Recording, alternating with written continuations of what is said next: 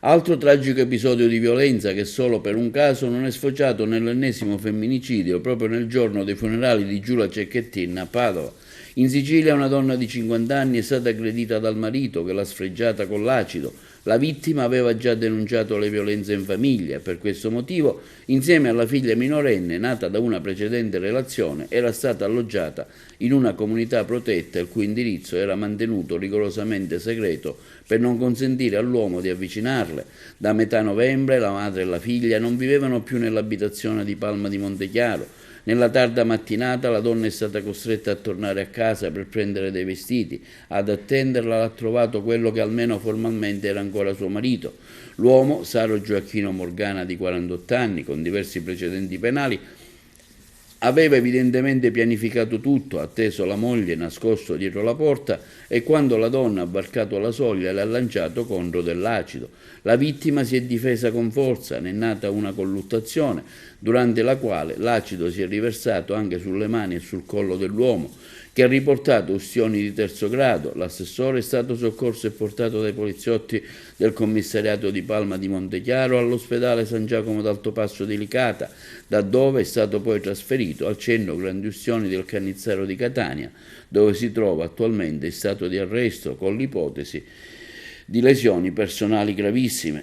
Sul gravissimo fatto è intervenuto immediatamente il sindaco della città Stefano Castellino. Un episodio terribile, assolutamente inaccettabile, quello che è accaduto nella nostra comunità.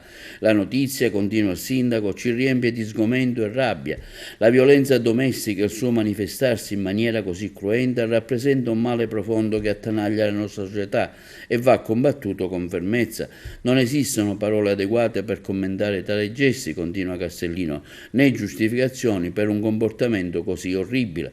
La donna coinvolta in questo attacco ha subito una violenza inaudita e la sua sofferenza ci tocca profondamente. Come sindaco di Palma di Montechiaro ribadisco il mio totale e incondizionato sostegno alla vittima e alla sua famiglia e la ferma condanna contro ogni forma di violenza. È imperativo, continua Castellino, condannare questi gesti con la massima severità, agire con determinazione per evitare che simili atrocità si ripetano in futuro.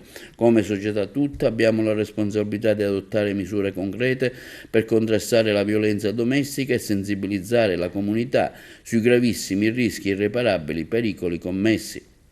Mi preme sottolineare che solo poche settimane fa avevamo lanciato diverse iniziative in collaborazione con l'assessore Rosaria Loggia per sensibilizzare la cittadinanza in occasione della giornata mondiale contro la violenza sulle donne.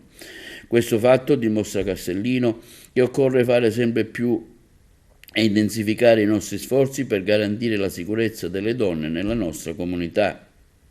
La lotta contro la violenza domestica richiede impegno di tutti noi e insieme possiamo costruire una società più sicura e rispettosa tutti. Ci auguriamo, conclude Castellino, una pronta guarigione che quanto accaduto non si abbia mai più a ripetere.